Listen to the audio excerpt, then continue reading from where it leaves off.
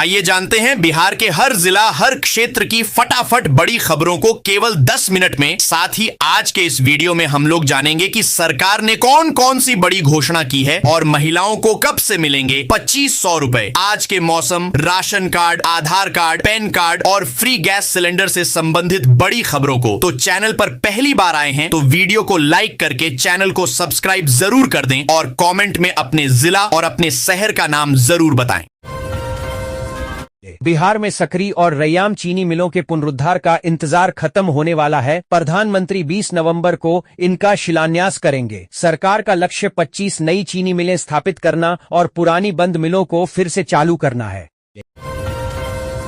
Bihar cabinet ने 22,891 आंगनबाड़ी पदों पर बहाली और नई खेल नीति 2026 सहित कुल 24 प्रस्तावों को मंजूरी दी है। मंत्रिमंडल ने सहकारिता नीति और सब्जी प्रसंस्करण एवं विपणन योजना को भी स्वीकृति प्रदान की। बिहार सरकार ने वनरक्षी भर्ती में पूर्व अग्निवीरों के लिए 20% क्षैतिज आरक्षण की नई व्यवस्था लागू की है। यह लाभ केवल बिहार के स्थायी निवासी पूर्व अग्निवीरों को मिलेगा और इसके लिए नियमावली में संशोधन किया गया है। बिहार बोर्ड ने वर्ष 2027 की मैट्रिक एवं इंटरमीडिएट परीक्षाओं के लिए डमी रजिस्ट्रेशन कार्ड जारी कर दिए हैं। विद्यार्थी 14 अगस्त तक अपने विवरणों की जांच कर संबंधित विद्यालय या कॉलेज के माध्यम से त्रुटि सुधार करवा सकते हैं। सरकार ने बिहार लोक सेवा आयोग बीपीएससी को चोर के तहत 32,388 शिक्षकों की नियुक्ति के लिए अधियाचना भेजी है। मुख्यमंत्री सम्राट चौधरी ने इसे गुणवत्तापूर्ण शिक्षा और युवाओं को रोजगार देने की दिशा में महत्वपूर्ण कदम बताया है। बिहार में डेयरी, मत्स्य एवं पशु संसाधन विभाग तथा सहकारिता विभाग मिलकर पलायन रोकने और बेरोजगारी कम करने के लिए काम करेंगे। सहकारिता के माध्यम से मछली पालन को बढ़ावा दिया जाएगा, जिससे राज्य आत्मनिर्भर बनेगा। श्रावणी मेले में कांवड़ियों को जीविका समूह की रसोई से स्वच्छ, पौष्टिक और किफायती भोजन मिलेगा। बांका में 13 स्थानों पर जीविका दीदियां 80 रुपए में भोजन उपलब्ध कराएंगी, जिससे श्रद्धालुओं को सुविधा और महिलाओं को रोजगार मिलेगा। बिहार में सहकारिता आधारित व्यापार को बढ़ावा देने के लिए राज्य विपणन सहकारी फेडरेशन का गठन किया जा रहा है। इच्छुक समितियां 20 अगस्त तक 21,000 रुपए शुल्क देकर संस्थापक सदस्य बन सकती हैं। पटना के राजकीय तिब्बी कॉलेज एवं अस्पताल को 2027 तक 245.5 करोड़ की लागत से नया परिसर मिलेगा, जिससे अस्पताल की क्षमता 120 से बढ़कर 200 बेड हो जाएगी। पटना में अर्बन चैलेंज फंड के तहत 2,463.91 करोड़ की लागत से 6 बड़ी शहरी विकास परियोजनाएं शुरू होंगी। इनमें शॉपिंग मॉल, वेंडिंग जोन और नागरिक सुविधाओं का विस्तार शामिल है, जिससे रोजगार और निगम की आय बढ़ेगी। बिहार सरकार के मंत्री डॉक्टर दिलीप कुमार जायसवाल ने बताया कि अमृत 2.0 योजना राज्य के सभी नगर निकायों में लागू होगी। किशनगंज जलापूर्ति परियोजना को 53.71 करोड़ रुपए की प्रशासनिक स्वीकृति मिली है। बिहार के खगड़िया की एक 40 वर्षीय महिला को इंस्टाग्राम पर 20 साल छोटे युवक से प्यार हो गया। वह अपने पति और 3 बच्चों को छोड़कर प्रेमी के घर उत्तर प्रदेश पहुंच गई, जहां उसने वापस जाने से इनकार कर दिया। शिक्षा विभाग पटना जिले के 61 स्कूलों में बच्चों में बढ़ती मोबाइल, इंटरनेट, मीडिया और ऑनलाइन गेमिंग की लत के खिलाफ जागरूकता कक्षाएं आयोजित करेगा। सीमांचल के किशनगंज, पूर्णिया और कटिहार जिलों में 6.55 करोड़ रुपए की चाय विकास योजना को मंजूरी मिली है। यह योजना चाय की खेती को बढ़ावा देकर किसानों की आय बढ़ाने और रोजगार के नए अवसर पैदा करेगी। राज्य की 8,053 पंचायतों में मुख्यमंत्री कन्या विवाह मंडप योजना धीमी गति से चल रही है। 1 साल बाद भी मात्र 1434 पंचायतों में भूमि का चयन हुआ है। मुजफ्फरपुर में भी यह योजना जमीन चयन में पिछड़ रही है। स्वास्थ्य विभाग ने बिहार में अति पिछड़ा वर्ग के लिए 26 होम्योपैथिक चिकित्सकों के पदों का सृजन किया है। यह निर्णय तांती समाज के आरक्षण श्रेणी में बदलाव और सर्वोच्च न्यायालय के आदेश के बाद लिया गया है। मुजफ्फरपुर में बंद मोतीपुर चीनी मिल को फिर से चालू करने और मड़वन में नई मिल स्थापित करने की पहल हुई है। गन्ना विकास विभाग किसानों को प्रमाणित गन्ना बीज नर्सरी लगाने के लिए अनुदान दे रहा है। बिहार में 4 दशकों में आयुर्वेद का स्वरूप वैद्य परंपरा से निकलकर वेलनेस सेंटर और ग्लोबल मार्केट तक पहुंच गया है। अब यह केवल चिकित्सा सेवा नहीं बल्कि रोजगार, उद्योग और शोध का भी बड़ा क्षेत्र बन गया है। बिहार कैबिनेट ने बैठकों को पूरी तरह डिजिटल और कागज रहित बनाने का फैसला किया है। साथ ही पटना में एनआईए कार्यालय के लिए जमीन को भी मंजूरी दी है। जमुई के खैरा सोनो NH 333 एम्पियर पर नरियाना घाट और मांगो बंदर में नए उच्चस्तरीय आरसीसी पुलों के निर्माण को कैबिनेट ने मंजूरी दे दी है। इससे लंबे समय से आवागमन की समस्या झेल रहे हजारों लोगों को बड़ी राहत मिलेगी और क्षेत्रीय संपर्क बेहतर होगा। डॉक्टर राजेंद्र प्रसाद केंद्रीय कृषि विश्वविद्यालय पूसा में क्षेत्रीय अनुसंधान एवं प्रसार सलाहकार समिति की बैठक हुई, जिसमें 200 से अधिक किसानों ने अपनी समस्याएं रखीं। इन समस्याओं को अब विश्वविद्यालय के शोध एजेंडे का आधार बनाया जाएगा ताकि किसानों को वैज्ञानिक समाधान मिल सके। IRCTC 1 सितंबर को रक्सौल से भारत गौरव पर्यटक ट्रेन चला रहा है, जो 8 रात और 9 दिन की यात्रा में प्रमुख ज्योतिर्लिंगों और शिरडी साईं बाबा के दर्शन कराएगी। मुजफ्फरपुर के गन्नीपुर स्थित ITI में आयोजित जिला स्तरीय नियोजन मेले में 500 से अधिक युवाओं का प्रारंभिक चयन हुआ। इस मेले में पहली बार ऑनलाइन आवेदन प्रक्रिया अपनाई गई, जिससे पारदर्शिता और सहूलियत बढ़ी। नेपाल ने भारतीय करेंसी के आवागमन पर लगी पाबंदियों में ढील दी है। अब 200 और 500 रुपए के नोट 9 नवंबर 2016 के बाद जारी प्रति व्यक्ति 25,000 रुपए तक ले जाए जा सकते हैं। मुजफ्फरपुर सुधा डेयरी प्लांट से निकलने वाले दूषित पानी की समस्या पर बिहार विधानसभा अध्यक्ष डॉक्टर प्रेम कुमार ने कड़ा रुख अपनाया है। उन्होंने तिरहुत के प्रमंडलीय आयुक्त को स्थानीय लोगों और लीची किसानों को प्रभावित कर रही इस गंभीर समस्या का स्थायी समाधान निकालने का निर्देश दिया है। भागलपुर रेलवे स्टेशन पर 15 मीटर चौड़ा नया फुटओवर ब्रिज बनेगा, जो सभी प्लेटफॉर्मों को जोड़ेगा और पुराने FOB को प्लेटफॉर्म 2 से 3 का विस्तारीकरण और ट्रैक सुधार दिसंबर तक पूरा होगा, जिससे ट्रेनों की गति बढ़ेगी। पटना में CNG वाहनों की बढ़ती संख्या के कारण 41 स्टेशन होने के बावजूद प्रमुख पंपों पर लंबी कतारें लग रही हैं। गेल इंडिया नेटवर्क विस्तार और क्षमता बढ़ाने पर काम कर रहा है। आरा और बलिया के बीच 1564 करोड़ रुपए की लागत से बनने वाले 4 लेन और गंगा पुल परियोजना के लिए निविदा जारी हो गई है। यह पुल दोनों शहरों के बीच की दूरी को 100 किमी से घटाकर लगभग 30 किमी कर देगा। कैमूर का प्राचीन बैजनाथ धाम आस्था, स्थापत्य कला और तंत्र साधना का अद्भुत केंद्र है, जिसे बिहार का खजुराहो भी कहा जाता है। सावन में हजारों श्रद्धालु यहां जलाभिषेक करते हैं।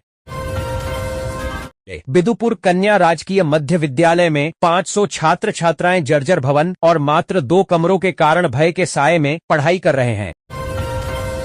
बिहार विद्यालय परीक्षा समिति ने शिक्षक कल्याण कोष के माध्यम से माध्यमिक शिक्षकों और शिक्षकेतर कर्मचारियों के लिए चिकित्सा सहायता राशि में वृद्धि की है। बांकीपुर उपचुनाव से पहले जेडीयू ने प्रशांत किशोर के खिलाफ पुलिस में शिकायत दर्ज कराई है। यह शिकायत नीतीश कुमार के वीडियो को AI जनरेटेड बताने के आरोप में की गई है, जिसे जेडीयू ने उनकी विश्वसनीयता पर हमला बताया है।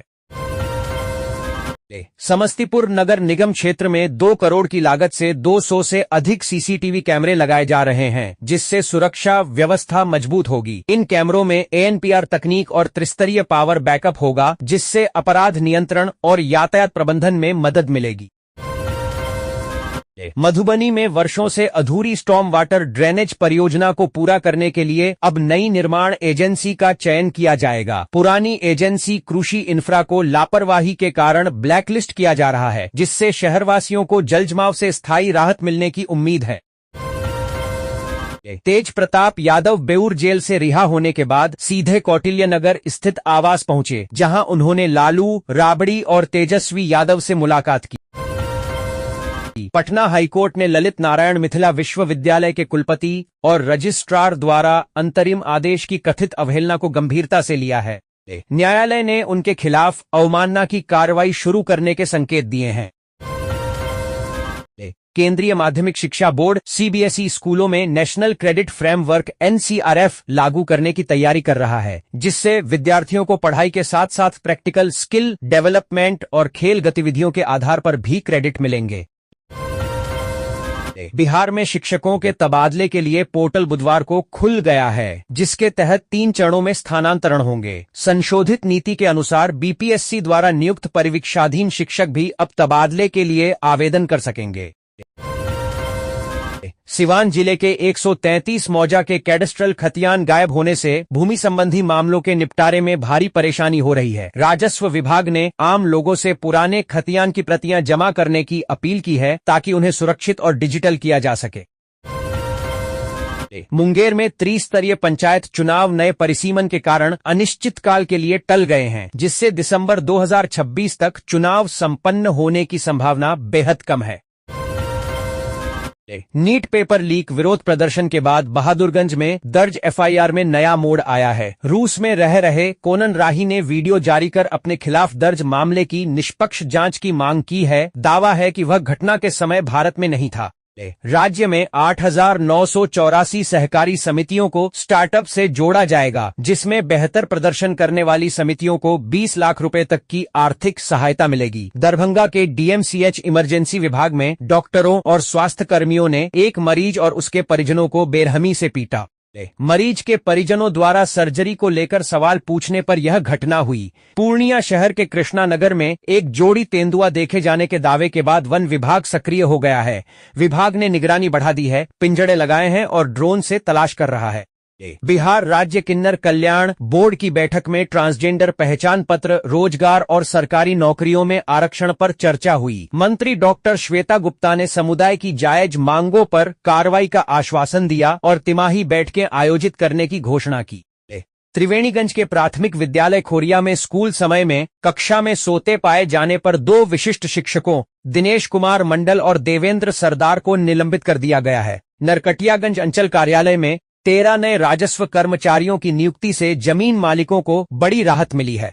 इससे दाखिल खारिज, परिमार्जन और भूमि मापी जैसे कार्यों में अब तेजी आएगी। दरभंगा में आधुनिक डेयरी प्रसंस्करण संयंत्र और दही निर्माण इकाई का काम पूरा होने के बाद किसानों को बेहतर बाजार और रोजगार के अवसर मिलेंगे। यह परियोजना मिथिला की ग्रामीण अर्थव्यवस्था को मजबूत करेगी।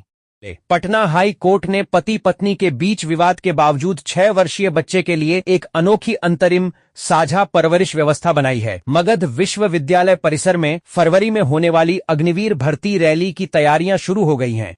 सेना भर्ती कार्यालय के निदेशक ने कुलपति से मुलाकात कर सहयोग मांगा, जिस पर विश्वविद्यालय ने पूर्ण समर्थन का आश्वासन दिया। बिहार में विधायकों और पूर्व विधायकों को अब रेलवे टिकट के लिए काउंटर पर नहीं जाना होगा, क्योंकि रेलवे कूपन व्यवस्था को डिजिटल किया जा रहा है। न्यायिक आदेशों की लगातार अनदेखी और समय पर केस डायरी उपलब्ध न कराने पर बगहा कोर्ट ने कड़ा रुख अपनाया है। अदालत ने 3 पुलिस अनुसंधानकर्ताओं का जीवन निर्वाह भत्ता छोड़कर शेष वेतन रोकने का निर्देश दिया है।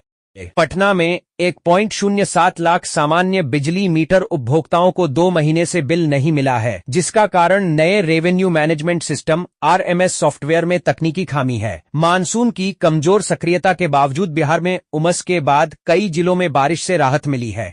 मौसम विभाग ने अगले 3 दिनों तक राज्य में भारी बारिश, वज्रपात और 30 से 40 किमी घंटा की रफ्तार से हवाएं चलने का अलर्ट जारी किया है। सुपौल में एक 0 एकड़ भूमि पर बिहार का तीसरा institute of driving and traffic research ISIDT स्थापित होगा, जो उत्तर पूर्वी बिहार का पहला संस्थान होगा। भरत भूषण तिवारी एनकाउंटर मामले के गवाह अंशु चौबे पर पुलिस की मौजूदगी में हमला हुआ है। शाहपुर थाना में 2 नामजद समेत अज्ञात लोगों के खिलाफ प्राथमिकी दर्ज की गई है और घटना का वीडियो वायरल है। बिहार के नगर विकास मंत्री नीतीश मिश्रा ने कहा है कि राज्य के सभी शहरों में बेहतर शहरी सुविधाएं और सुनियोजित विकास सुनिश्चित किया जाएगा। कटिहार के अहमदाबाद प्रखंड के गोविंदपुर प्राथमिक विद्यालय में छात्राओं ने शिक्षक सैयद तारिक अनवर बैड टच और आपत्तिजनक व्यवहार का आरोप लगाया।